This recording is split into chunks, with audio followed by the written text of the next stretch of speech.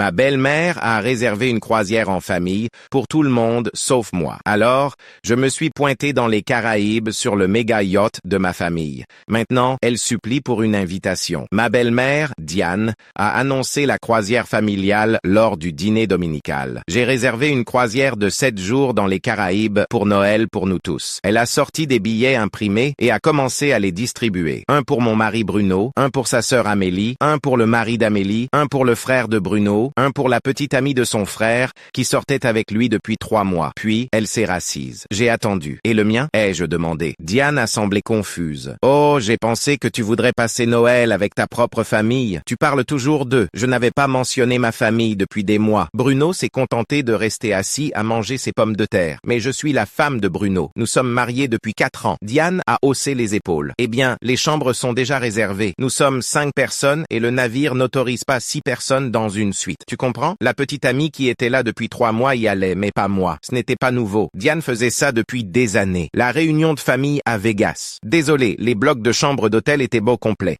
Le week-end à leur maison au bord du lac. Nous avons supposé que tu travaillais. La tournée des dégustations de vin. C'est vraiment plus une affaire de famille par le sang. Mais une croisière, c'était différent. Une semaine entière à regarder mon mari partir en vacances sans moi. Bruno a tenté d'arranger les choses dans la voiture. Peut-être que nous pouvons te réserver un billet séparément. Tu pourrais avoir une chambre à un étage différent. Je lui ai demandé s'il suggérait sérieusement que je me réserve une place sur une croisière où toute sa famille avait déjà des chambres ensemble. Que pouvons-nous faire d'autre? Elle a déjà payé. Il a dit que ce qu'il pouvait faire était évident, mais qu'il n'allait pas le faire. C'est à ce moment-là que j'ai appelé mon père. Ma famille avait de l'argent, vraiment de l'argent. Le genre où nous avions des bateaux avec des noms et des maisons dans plusieurs pays. Je ne l'avais jamais étalé parce que j'aimais Bruno pour ce qu'il était, pas pour ce qu'il avait. Mais Diane était allée trop loin. Papa, ai-je dit, j'ai besoin de affréter le Mariana pour la semaine de Noël. Le grand. Mon père n'a même pas demandé pourquoi. C'est fait. Où ça aussi? Je lui ai dit les Caraïbes, spécifiquement les mêmes ports que ceux de la croisière. Il a ri. Quelqu'un t'a exclu de quelque chose? Il me connaissait trop bien. Le dîner dominical suivant, Diane parlait encore de la croisière, montrant des photos du navire, parlant de la salle à manger, des activités. Quel dommage que tu ne puisses pas venir, m'a-t-elle dit. Mais tu passeras un Noël tranquille ici. J'ai souri. En fait, je ne serai pas là. Ma famille fait aussi quelque chose cette semaine. Diane a à peine levé les yeux. C'est bien, un petit rassemblement local. J'ai sorti mon téléphone et leur ai montré le yacht, 55 mètres de pur luxe. Nous partons avec ça dans les Caraïbes, les mêmes ports que votre croisière en fait. Quelle coïncidence. Bruno a laissé tomber sa fourchette. Amélie s'est penchée pour regarder de plus près. C'est un yacht? Un yacht privé? J'ai hoché la tête. C'est l'un des nôtres. Nous aurons un équipage complet, un chef, tout. Mes parents, mes frères et sœurs, leurs enfants. Nous emmenons même le nouveau petit ami de ma cousine. La famille, c'est la famille, tu sais. Le visage de Diane a traversé plusieurs expressions. Cela doit coûter une fortune. J'ai haussé les épaules. Papa le possède. Aucun coût vraiment. Juste le carburant et l'équipage. Bruno s'est soudainement intéressé. Peut-être que je pourrais éviter la croisière et venir avec toi à la place. J'ai ri. Oh non, tu as déjà des projets. De plus, c'est vraiment plus une affaire de famille par le sang. Tu comprends? Diane a tenté de se reprendre. Eh bien, les navires de croisière ont tellement plus d'activités. Casinos, spectacles, restaurants multiples. J'ai continué à faire défiler les photos sur mon téléphone. C'est vrai, nous n'avons que les jet skis, le sous-marin, l'hélicoptère pour sauter d'île en île, assez ennuyeux comparé à un navire de croisière. Le mari d'Amélie fixait. Tu as dit sous-marin? Le meilleur était encore à venir. Oh, et puisque nous serons dans les mêmes ports, peut-être que nous nous verrons. Nous pourrons vous faire signe du yacht pendant que vous serez... Quel pont avez-vous déjà? Des cabines intérieures? Le visage de Diane était rouge. Nous avons des cabines avec balcon. Et je fais semblant de réfléchir. C'est ça, ces petits balcons sur le côté. Vous nous verrez parfaitement. Le yacht doit généralement s'ancrer loin des navires de croisière parce que nous avons besoin de plus d'espace. Bruno me envoyait des messages de panique sous la table. S'il te plaît, laisse-moi venir. S'il te plaît. Je ne savais pas que tu faisais ça. Je l'ai ignoré et j'ai continué à parler. La petite amie de mon frère est si excitée. Elle ne sort avec lui que depuis 1 mois. Mais la famille, c'est la famille, n'est-ce pas, Diane? La semaine de la croisière est arrivée. Ma famille et moi sommes montés à bord du Mariana 2 jours avant leur départ, en veillant à ne rien poster en ligne avant d'être déjà en mer. Puis j'ai commencé à partager des photos. Le petit déjeuner servi sur le pont, le coucher de soleil depuis le bain à remous. Ma mère et moi faisons du yoga sur le héliport. Bruno m'a appelé depuis leur premier port. Nous pouvons voir ton yacht depuis le navire. Il est énorme. Il avait l'air malheureux. Tout le monde n'arrête pas de poser des questions à son sujet. Le capitaine l'a même annoncé au micro. Je recevais un massage sur le pont à ce moment-là. Comme c'est amusant. Comment se passe votre votre croisière? J'entendais Diane en arrière-plan demander si c'était moi. Bruno a dit quelque chose d'étouffé. Ensuite, maman veut savoir si elle peut venir voir le yacht. J'ai dit à Bruno de mettre sa mère en haut-parleur. Bien sûr, Diane peut venir voir le yacht. Nous serons amarrés à Marina Bay demain après-midi vers 14 heures. Prenez juste un taxi-bateau depuis le port de croisière. La voix de Bruno s'est éclaircie, presque joyeuse. Vraiment, c'est génial. Merci beaucoup. J'entendais Diane en arrière-plan dire quelque chose sur la gentillesse de ma part. J'ai raccroché et je suis allé là où mon frère faisait des figures sur le jet ski près du yacht. Devine qui vient demain? Mon frère a coupé le moteur et s'est rapproché en flottant. Dis-moi que c'est ta belle-mère. J'ai hoché la tête et il a commencé à rire si fort qu'il a failli tomber dans l'eau. Mon père était assis sur le pont supérieur en train de lire et il a levé les yeux en entendant le bruit. Qu'est-ce qu'il y a de si drôle? Mon frère lui a crié. Elle a invité Diane à venir voir le yacht. Mon père a posé son livre et est venu à la rambarde. Es-tu sûr que c'est une bonne idée? J'ai haussé les épaules, mais quelque chose dans son ton m'a fait m'arrêter et réfléchir. Que voulais-je vraiment en laissant Diane visiter? Est-ce que j'essayais de lui frotter le nez dans ce dont elle m'avait exclu? Voulais-je des excuses? Voulais-je juste qu'elle voie que j'avais ma propre famille qui me voulait vraiment? Je n'avais pas de réponse claire, et cela me dérangeait plus que je ne l'aurais cru. Ce soir-là, ma mère m'a trouvé assise sur le pont principal à regarder le coucher de soleil. Elle s'est assise à côté de moi sans rien dire pendant 1 minute. Puis, elle a demandé doucement ce que je voulais vraiment de toute cette situation. J'ai admis que je ne savais pas. Une partie de moi voulait que Diane s'excuse et comprenne ce qu'elle avait fait de mal. Une partie de moi voulait juste qu'elle voie exactement ce dont elle m'avait exclu et qu'elle se sente mal à ce sujet. Une partie de moi voulait prouver que je n'avais pas besoin de l'approbation de sa famille parce que j'avais la mienne qui m'aimait. Ma mère a écouté et a dit que c'était tous des sentiments valables, mais que je devais déterminer lequel comptait le plus avant l'arrivée de Diane. Sinon, je pourrais faire quelque chose que je regretterais plus tard. Je lui ai dit que j'y réfléchirais. Mais honnêtement, je ne savais toujours pas. Cette nuit-là, je n'ai pas pu dormir. Bruno n'arrêtait pas de m'envoyer des messages et chaque message devenait plus désespéré. Il a dit que tout le monde sur la croisière parlait du yacht. Il a dit que sa mère était vraiment embarrassée parce que les gens n'arrêtaient pas de lui poser des questions à son sujet. Il a dit qu'Amélie et Jérémy étaient mal à l'aise et que toute la dynamique familiale était bizarre maintenant. Puis, il a envoyé le message qui m'a vraiment touché. Tu as fait passer ton message. Quand est-ce que tu rentres à la maison? Comme si tout ce voyage n'était qu'une punition pour lui au lieu de moi, profitant vraiment du temps avec ma propre famille. Comme si j'avais planifié ce voyage en yacht juste pour le faire se sentir mal et non parce que sa mère m'avait exclu des vacances familiales. J'ai mis mon téléphone en silencieux et j'ai essayé de dormir, mais je n'arrêtais pas de penser à ce que ma mère avait demandé. Que voulais-je vraiment? Le lendemain après-midi, j'étais sur le pont supérieur quand j'ai vu le taxi-bateau approcher. Diane était assise à l'avant, portant ce qui semblait être sa plus belle tenue de croisière, une robe à fleurs et des sandales avec un chapeau de soleil. Mais alors que le taxi se rapprochait et qu'elle pouvait voir le Mariana de près, j'ai vu son visage changer. Sa bouche s'est entrouverte et elle a saisi le côté du taxi. Le yacht était énorme comparé au petit bateau dans lequel elle était. Quand elle est montée sur notre ponton, elle a dû lever les yeux encore et encore pour voir les ponts supérieurs. Elle avait l'air si petite debout là à côté du yacht, presque comme un enfant voyant quelque chose d'écrasant pour la première fois. Je suis descendu à sa rencontre et j'ai gardé ma voix polie mais pas chaleureuse. Bienvenue à bord. Laissez-moi vous faire visiter. Elle m'a suivi dans les escaliers jusqu'au pont principal et je pouvais la sentir hésiter à chaque pas. Ma famille déjeunait à la grande table sur le pont. Des fruits frais et des pâtisseries étalées partout. Ma mère s'est levée en nous voyant et s'est approchée avec la main tendue. Vous devez être Diane. C'est si agréable de enfin vous rencontrer. Sa voix était parfaitement gracieuse et polie. Mais d'une manière ou d'une autre, cela semblait plus cinglant que si elle avait été impolie. Comme si elle montrait à Diane exactement comment on est censé traiter la famille. Diane a serré la main de ma mère et a tenté de converser. Elle a commencé à parler de la beauté du navire de croisière, du nombre de restaurants, des spectacles chaque soir, du casino et des multiples piscines. Elle comparait tout favorablement au yacht, comme si elle essayait de se convaincre que la croisière était meilleure. Puis elle a regardé derrière ma mère et a vu notre chef préparer le déjeuner. Il travaillait sur des homards frais et l'odeur était incroyable. Il y avait des bouteilles de vin refroidissant dans des seaux à glace. Les couverts étaient en vraie porcelaine et les verres en cristal. Diane s'est arrêtée au milieu de sa phrase. Elle est restée là à regarder la table et j'ai vu son visage changer alors qu'elle réalisait que tout ce qu'elle disait était évidemment faux. Le yacht était meilleur à tous égards et elle le savait. Elle est devenue complètement silencieuse à après cela et m'a simplement suivi pendant que je lui faisais visiter. Je l'ai emmené voir le bain à remous sur le pont latéral, puis les jet skis attachés à l'arrière, puis l'hélicoptère sur la plateforme d'atterrissage supérieure. À chaque nouvelle chose que je lui montrais, Diane devenait plus petite et plus silencieuse. Elle a arrêté d'essayer de justifier la croisière ou de faire des comparaisons. Elle marchait simplement derrière moi en silence et hochait la tête. Quand je pointais des choses, j'ai commencé à me sentir moins satisfaite à chaque arrêt. J'avais voulu qu'elle voie ce dont elle m'avait exclu, mais la voir être si visiblement humiliée n'était pas aussi bien que je l'avais pensé. Cela semblait juste inconfortable et un peu méchant, comme frapper quelqu'un qui était déjà à terre. Mon père a dû le remarquer parce qu'il est venu et a engagé une conversation polie avec Diane. Il lui a posé des questions sur le navire de croisière et sur la façon dont la famille de Bruno appréciait leur voyage.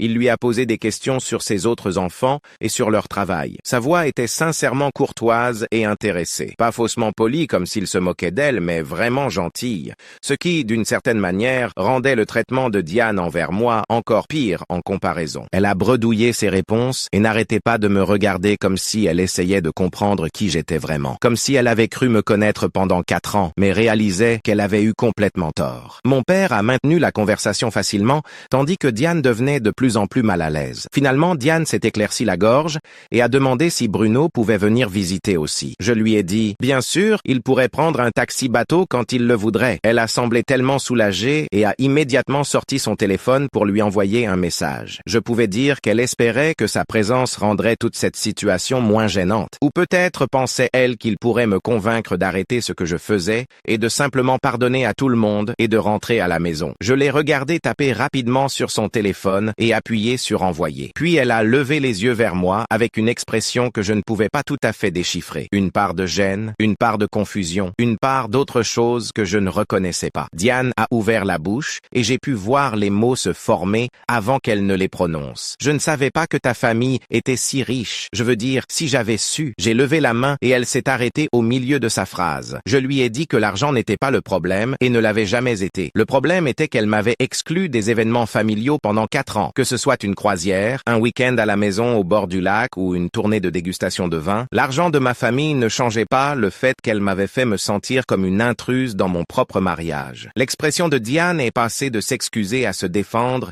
puis à quelque chose comme la honte. Elle a regardé au-delà de moi vers le yacht, puis de nouveau vers mon visage, comme si elle essayait de recalculer tout ce qu'elle pensait savoir sur moi. Elle a commencé à expliquer qu'elle pensait vraiment que je préférais passer du temps avec ma propre famille, qu'elle essayait d'être attentionnée envers mes besoins. Je l'ai interrompue et lui ai demandé directement pourquoi la petite amie de Jérémy depuis 3 mois était plus famille que la femme de Bruno depuis 4 ans. La question était restée en suspens entre nous et j'ai vu la bouche de Diane s'ouvrir et se fermer sans qu'aucun son n'en sorte. Elle a baissé les yeux vers ses mains et a commencé à tripoter ses cuticules. Le silence s'est prolongé et je ne le ressentais pas. J'ai simplement attendu pendant qu'elle fixait ses doigts et ne pouvais pas trouver une seule réponse qui aurait du sens. Un taxi-bateau est apparu sur le côté du yacht et j'ai vu Bruno en sortir sur notre ponton. Sa chemise était froissée et ses cheveux semblaient avoir été passés et repassés. Il a traversé le pont et est allé directement vers sa mère d'abord, pas vers moi. Il a regardé le yacht avec de grands yeux et a dit à Diane à quel point il était incroyable, massif, luxueux. J'ai senti une chaleur se répandre dans ma poitrine en le regardant essayer d'arranger les choses avec elle avant même d'avoir reconnu ce qu'elle m'avait fait. Il le faisait encore, priorisant encore son confort par-dessus tout. Diane a attrapé son bras et s'est mise à lui parler doucement. Mais je pouvais la voir me montrer du doigt, moi et le yacht. Bruno a hoché la tête et a posé sa main sur son épaule comme pour la réconforter. La petite amie de mon frère est montée du pont inférieur à ce moment-là avec un verre à la main. Elle ne sortait avec mon frère que depuis 1 mois, mais elle s'est approchée de Diane et Bruno avec un sourire chaleureux et s'est présentée. Elle a serré la main des deux et s'est enquise de leur croisière, sincèrement intéressée et amicale. Mon frère l'a suivie et a mentionné casualement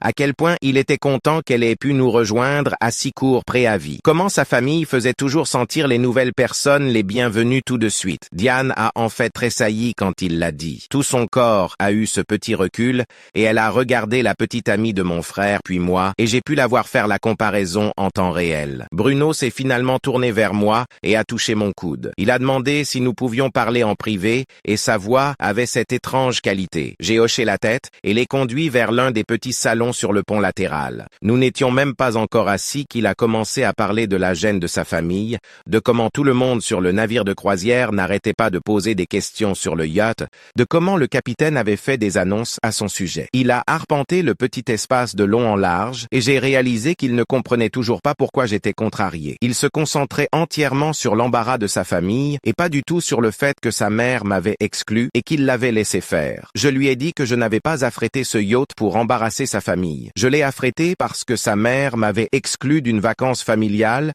et qu'il était resté assis là et l'avait laissé faire sans dire un seul mot pour me défendre. Les mains de Bruno ont bougé avec frustration et il a argumenté que j'aurais pu simplement lui en parler au lieu de faire cette grande déclaration. Je lui ai rappelé que je lui en avais parlé et que sa solution était de suggérer que je me réserve une chambre séparée à un étage différent. Son visage a changé quand je l'ai dit et il est resté silencieux une seconde. Bruno a admis que suggérer la chambre séparée était mal, mais il a dit que toute cette histoire de yacht était exagérée et aggravait tout. Je lui ai demandé s'il se serait vraiment opposé à sa mère, si j'étais simplement resté à la maison tranquillement et avait accepté d'être exclu. Il a détourné les yeux de moi et a fixé l'océan par la fenêtre. J'ai attendu qu'il réponde, mais il ne pouvait pas le faire honnêtement. Il savait, et je savais qu'il aurait simplement laissé couler comme il le faisait toujours. Nous sommes restés là en silence un moment, puis je suis retourné vers le pont principal. Bruno m'a suivi sans rien dire d'autre. Quand nous sommes revenus dans la zone principale, j'ai vu Diane parler à ma mère près de la rambarde. L'expression de ma mère était polie, mais tendue, de la manière dont elle regardait quand quelqu'un disait quelque chose avec quoi elle était fortement en désaccord,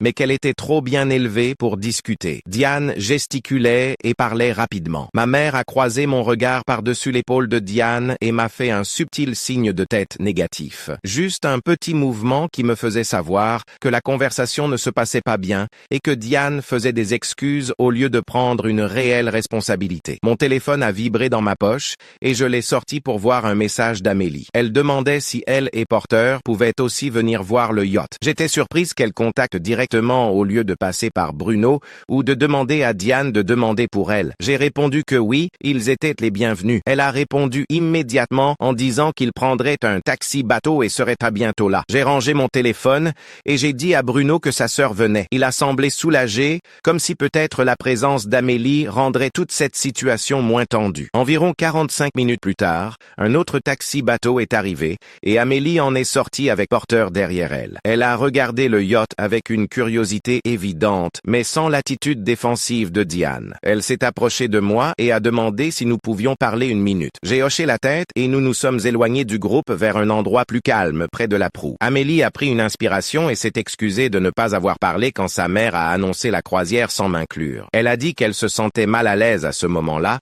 mais ne voulait pas causer de drame familial en confrontant sa mère. Elle a admis que c'était mal et qu'elle aurait dû dire quelque chose. J'ai apprécié l'honnêteté, même si cela ne réparait pas ce qui s'était passé ou ne changeait pas les 4 années d'exclusion similaires. Au moins, Amélie le reconnaissait au lieu de se chercher des excuses. Porter s'est approché et a posé sa main sur l'épaule d'Amélie. Il m'a regardé directement et a dit que ce que Diane avait fait était tordu et qu'il le lui avait dit à l'époque. Il a expliqué que plusieurs membres de la famille se sentaient mal à l'aise avec mon exclusion, mais que personne ne voulait confronter Diane parce qu'elle se met sur la défensive et empire tout. Amélie a hoché la tête et a ajouté que sa mère avait une façon de transformer toute critique en une attaque contre sa personnalité. Nous sommes retournés vers la zone principale où Diane parlait encore à ma mère et Bruno se tenait à proximité, l'air anxieux. La dynamique de groupe a changé au moment où Amélie et Porter nous ont rejoints. Diane était au milieu d'une explication à ma mère quand elle a remarqué l'approche de sa fille. Amélie s'est assise en face de Diane et la conversation s'est arrêtée. Ma mère s'est excusée et est allée vérifier quelque chose avec l'équipage. Diane a tenté de continuer son explication sur la façon dont les navires de croisière sont en fait plus amusants que les yachts privés, mais sa voix s'est éteinte quand personne n'a répondu. Amélie a regardé sa mère et a dit doucement que ce n'était pas la première fois qu'elle m'excluait d'événements familiaux. Le visage de Diane est devenu rouge et elle a commencé à argumenter, mais Amélie a levé la main. Elle a énuméré la réunion de Vegas, le week-end à la maison au bord du lac, la tournée de dégustation de vin. Diane est devenue plus sur la défensive avec chaque exemple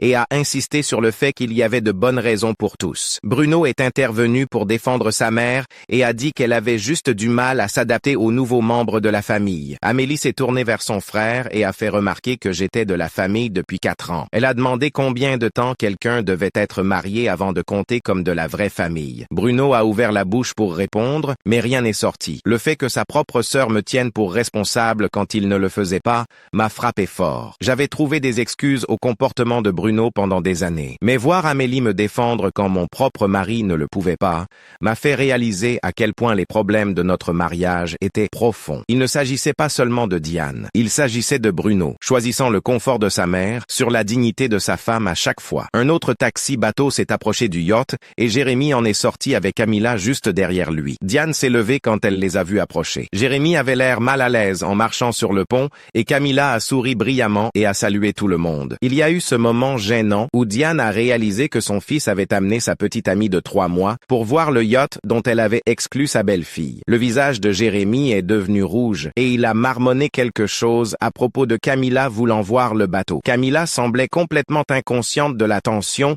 et a commencé à poser des questions sur l'hélicoptère et si nous avions déjà utilisé le sous-marin. Mon père est apparu et a suggéré que nous déjeunions puisque tout le monde était là. Il a fait signe au chef et en quelques minutes, l'équipage préparait un repas complet sur le pont principal. Nous nous sommes retrouvés dans cette situation surréaliste où toute la famille de Bruno était assise sur notre yacht, mangeant de la nourriture préparée par notre chef privé. Le déjeuner comprenait du poisson fraîchement pêché, des légumes grillés et une sorte de plat de pâtes fancy que je ne pouvais même pas prononcer. La conversation était tendue et gênante. Les gens faisaient des banalités sur la météo et les îles que nous avions visitées. Bruno essayait d'agir normalement, mais n'arrêtait pas de me regarder nerveusement. Je pouvais voir mon père observer Bruno attentivement de l'autre côté de la table. Il ne disait pas grand-chose, mais je connaissais ce regard. Il évaluait le caractère de mon mari et le trouvait clairement insuffisant. Ma mère posait des questions polies sur le navire de croisière et Diane répondait par de courtes phrases. Amélie et Porter échangèrent des regards qui disaient qu'ils voulaient être ailleurs. Jérémy se concentrait sur sa nourriture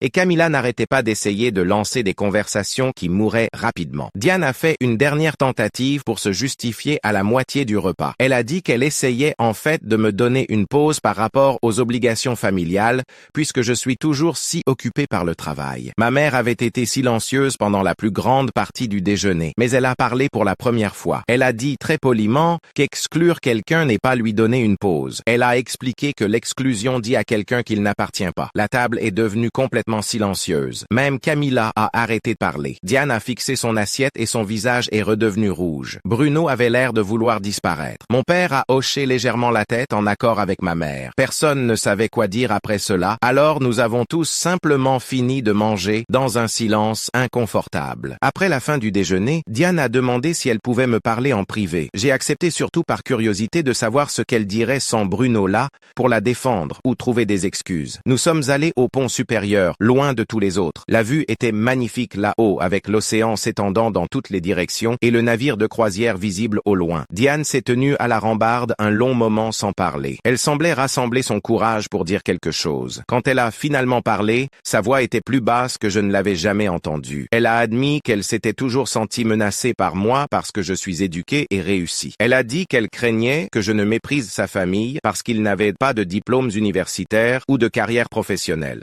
J'étais stupéfaite parce que je n'avais jamais rien fait pour suggérer cela.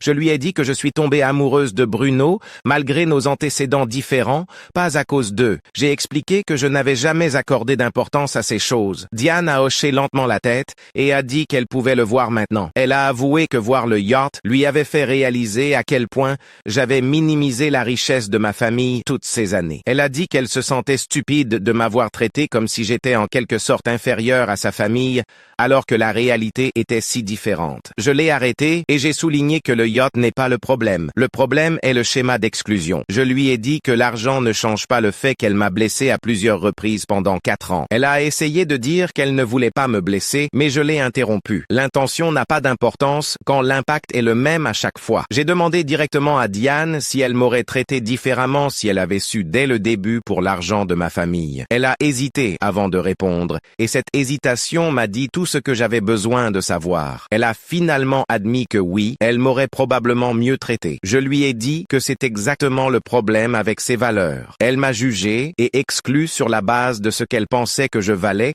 au lieu de me traiter comme de la famille, parce que c'est ce que je suis réellement. Nous sommes redescendus au pont principal où tout le monde était encore rassemblé autour de la table du déjeuner. Diane s'est tenue au bout de la table et s'est éclaircie la gorge jusqu'à ce que tout le monde la regarde. regarde. Elle a annoncé qu'elle me devait des excuses, et sa voix était ferme au lieu d'être sur la défensive comme avant. Elle a dit qu'elle m'avait exclu d'événements familiaux au fil des ans, et que c'était mal peu importe ses raisons ou mon origine. Elle m'a regardé directement en le disant, et je pouvais dire que cette fois, elle le pensait vraiment. Tout le corps de Bruno s'est détendu comme si on avait coupé les ficelles qui le tenaient. Il m'a souri de l'autre côté du pont, et je savais qu'il pensait que les mots de sa mère avaient tout arrangé entre nous. Mais je comprenais que nous avions des problèmes bien plus grands que le comportement de sa mère envers moi. J'ai remercié Diane pour ses excuses, et lui ai dit que j'appréciais son honnêteté. Puis, j'ai clairement indiqué que reconstruire la confiance prendrait du temps et un changement de comportement constant sur des mois et des années.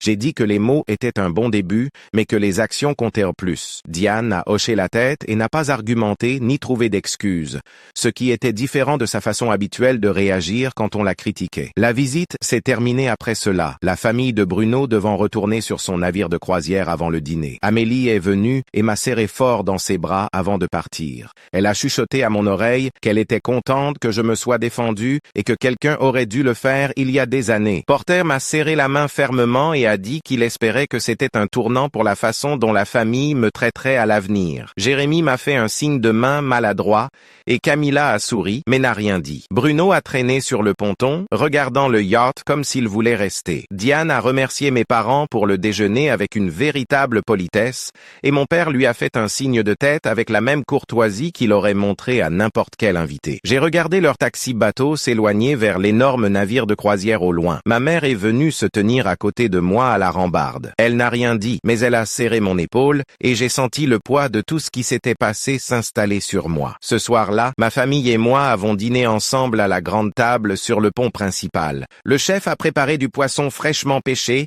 et mes frères et sœurs parlèrent des plans du lendemain pour le jet ski. Mon père a attendu que tout le monde ait fini de manger avant de me demander directement ce que je comptais faire pour mon mariage. La table est devenue silencieuse et tout le monde m'a regardé. J'ai posé mon verre d'eau et j'ai admis que je ne savais pas si Bruno et moi pouvions nous remettre de ça. J'ai dit que cela révélait quelque chose de fondamental sur la façon dont il gérait les conflits et la loyauté familiale. Mon frère a intervenu et a fait remarquer que Bruno avait eu plusieurs occasions de me défendre. Il a dit que Bruno avait choisi le confort de sa mère sur ma dignité à chaque fois que cela comptait. Ma mère a ajouté plus doucement que je méritais un partenaire qui se tenait à mes côtés. Elle a dit que je ne méritais pas quelqu'un qui suggère que je réserve ma propre chambre quand sa famille m'exclut. Mon père a écouté tout cela et a demandé ce que je voulais faire, pas ce que je pensais devoir faire. Je lui ai dit honnêtement que j'aimais Bruno, mais que je ne pouvais pas continuer à vivre comme ça. J'ai dit que j'avais besoin de voir un vrai changement au fil du temps avant de pouvoir lui faire à nouveau confiance. J'ai passé cette nuit dans ma cabine à penser à mon mariage au lieu de dormir. Le yacht se balançait doucement et je pouvais entendre l'océan à l'extérieur de ma fenêtre. J'ai réalisé que toute l'histoire du yacht n'était qu'un symptôme d'un problème bien plus grand. Bruno ne s'était jamais complètement séparé de l'influence de sa mère en 4 ans de mariage. J'avais accommodé cette dynamique brisée tout ce temps sans même m'en rendre compte. Chaque fois que Diane m'excluait et que Bruno trouvait des excuses, je m'étais dit que cela ne valait pas la peine de se battre. Je m'étais convaincu qu'être la plus grande personne signifiait accepter moins que ce que je méritais. Mais voir le soutien inconditionnel de ma propre famille cette semaine m'a montré à quoi ressemblait une vraie famille. Mes parents ne m'avaient jamais fait me sentir inférieur ou exclu mon partenaire de quoi que ce soit. Ils avaient accueilli Bruno dès le premier jour sans condition ni test. Le contraste était si évident maintenant que je ne pouvais plus l'ignorer. Le lendemain, Bruno a envoyé un message demandant s'il pouvait revenir sur le yacht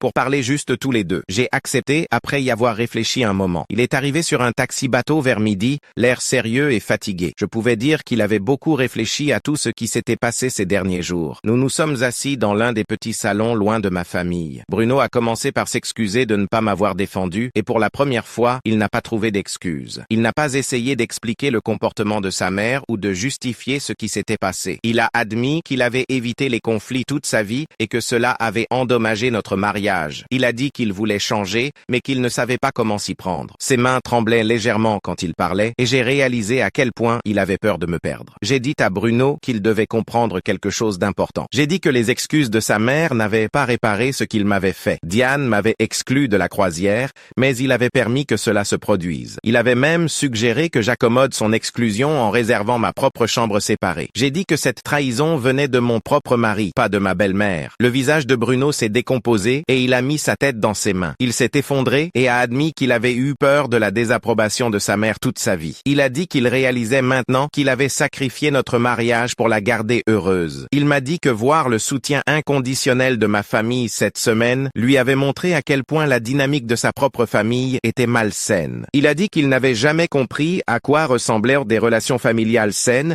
jusqu'à ce qu'il regarde mes parents interagir avec tout le monde sur le yacht. Il n'arrêtait pas de dire qu'il était désolé encore et encore, mais je savais que désolé ne suffisait pas à réparer des années de mauvais choix. J'ai demandé à Bruno ce qu'il était prêt à faire différemment à l'avenir. Il a levé la tête et s'est essuyé les yeux avec le dos de sa main. Il a dit qu'il voulait commencer une thérapie de couple et fixer de vraies limites avec sa mère. Il a parlé de trouver un thérapeute et de s'assurer que Diane comprenait qu'elle ne pouvait plus me traiter comme ça. J'ai écouté, mais j'avais déjà entendu des promesses auparavant quand les choses allaient de mal. Je lui ai dit que j'avais besoin de voir une action cohérente au fil du temps, pas seulement des promesses faites dans une crise.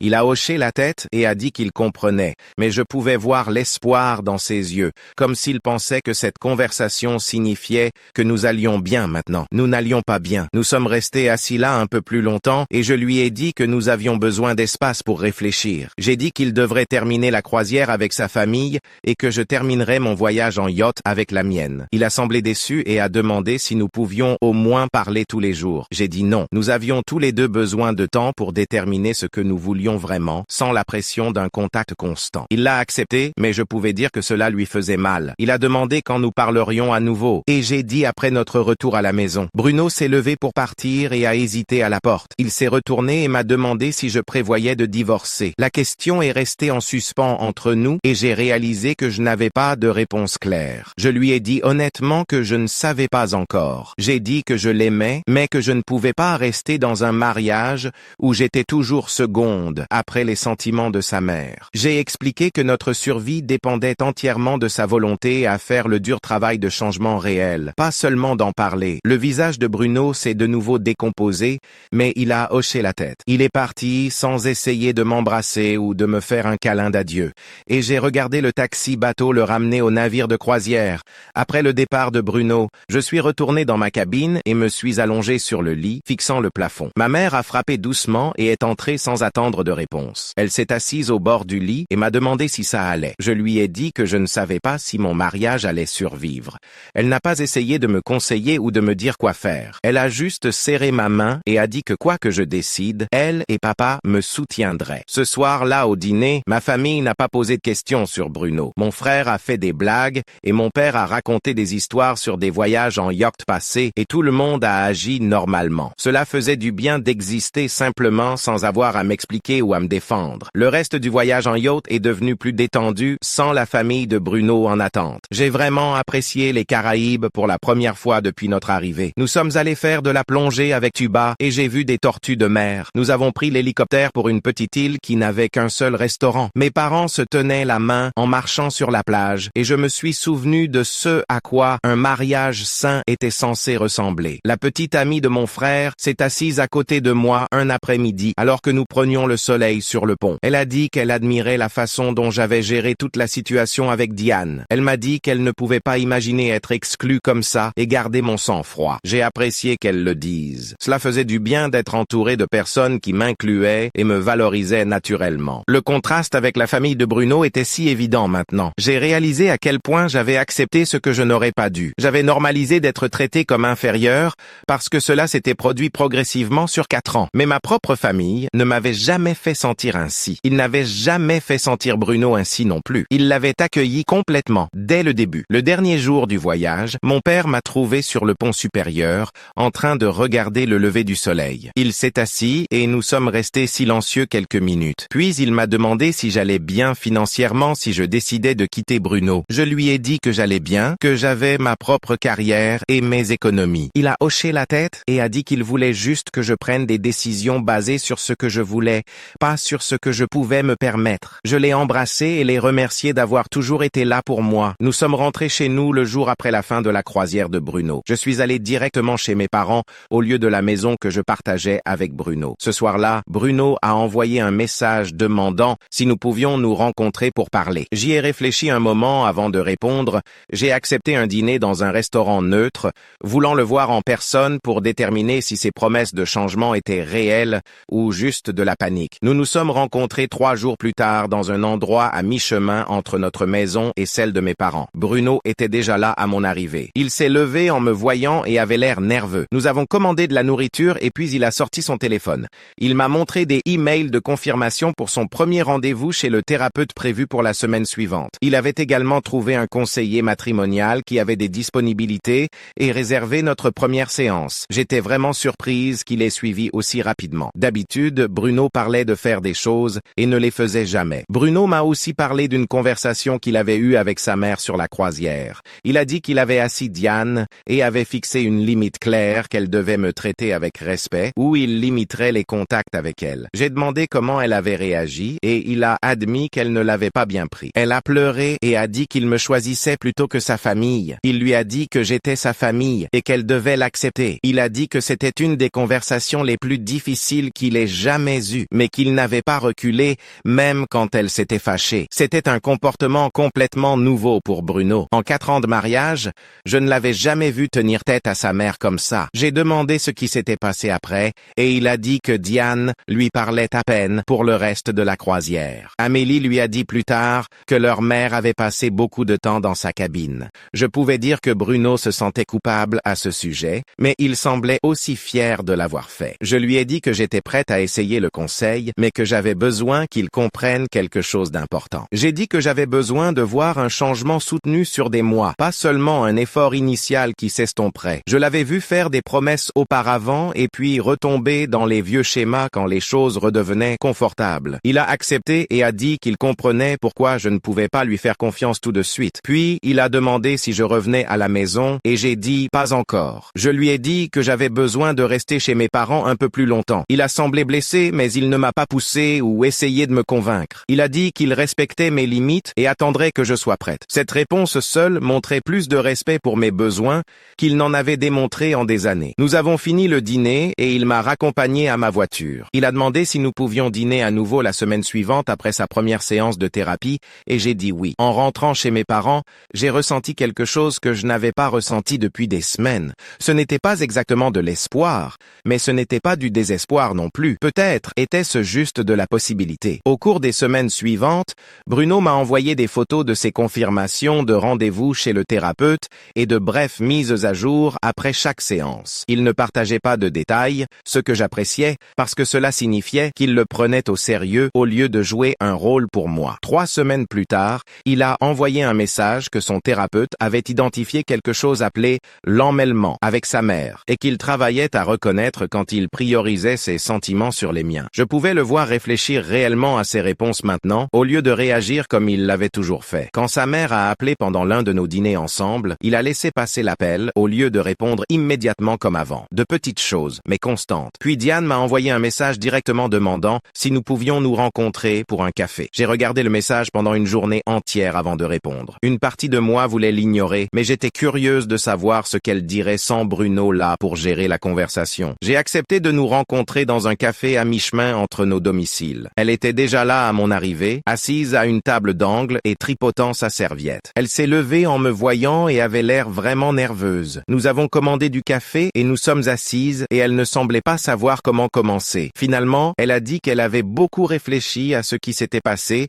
et qu'elle voulait faire mieux. Sa voix était tremblante et elle n'arrêtait pas de regarder ses mains. J'ai attendu qu'elle continue. Elle a admis qu'elle avait toujours été insécure de ne pas venir d'un milieu aisé et qu'elle avait projeté cela sur moi en supposant que je méprisais sa famille. Elle a dit que la situation du yacht l'avait forcée à voir ses propres préjugés et insécurités clairement pour la première fois. Elle s'était convaincue que j'étais la snob, alors qu'en réalité, c'était elle qui jugeait les gens sur la base de l'argent. J'ai apprécié l'honnêteté parce que cela semblait réel. Pas répété, mais je lui ai dit que reconstruire notre relation prendrait du temps et un comportement respectueux constant, pas seulement une bonne conversation. Elle a hoché la tête et a dit qu'elle comprenait et n'a pas poussé pour un pardon immédiat ou demandé quand les choses reviendraient à la normale. Cette réponse montrait plus de croissance émotionnelle que je n'en avais vu d'elle en 4 ans. Nous avons fini notre café et elle a demandé si nous pouvions essayer de nous revoir dans quelques semaines. J'ai dit peut-être et je n'en ai pas dit plus. Bruno et moi avons commencé la thérapie de couple la semaine suivante. Notre thérapeute était direct et ne laissait aucun aucun de nous se cherchait des excuses. Elle a fait passer Bruno en revue des exemples spécifiques de fois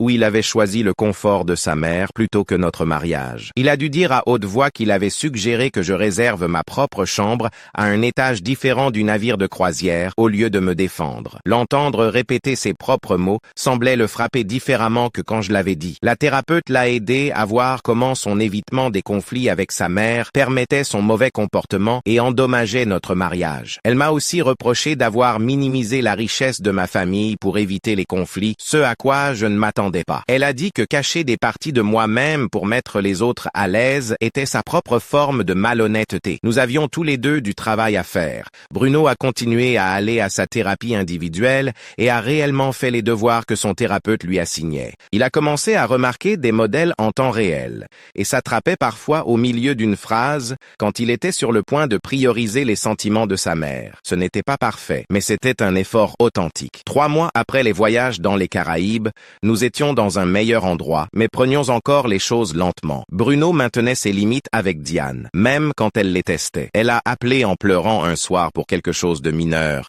et il lui a dit qu'il lui parlerait le lendemain quand elle serait plus calme, puis a réellement raccroché. Le vieux Bruno serait resté au téléphone pendant des heures à essayer de réparer ses sentiments. J'ai regardé cela se produire de l'autre côté de la pièce et j'ai senti quelque chose bouger. Il le faisait réellement, pas seulement en promettant. Il changeait réellement son comportement de manière cohérente sur des mois. Ma confiance a commencé à se reconstruire en petits morceaux. Amélie a envoyé un message demandant si je voulais déjeuner et j'ai accepté. Nous nous sommes rencontrés dans un restaurant près de son travail et elle s'est excusée à nouveau de ne pas avoir parlé plus tôt du traitement de sa mère envers moi. Elle a dit que me voir me défendre sur le yacht l'avait inspirée à fixer ses propres limites avec Diane. Elle avait dit à sa mère qu'elle ne serait plus disponible pour des appels téléphoniques quotidiens et qu'elle avait besoin d'un préavis avancé pour les événements familiaux au lieu de demandes de dernière minute. Elle a dit que leur relation s'améliorait en fait parce que Diane la respectait plus quand elle avait des limites. J'ai dit à Amélie que j'étais contente qu'elle se défende,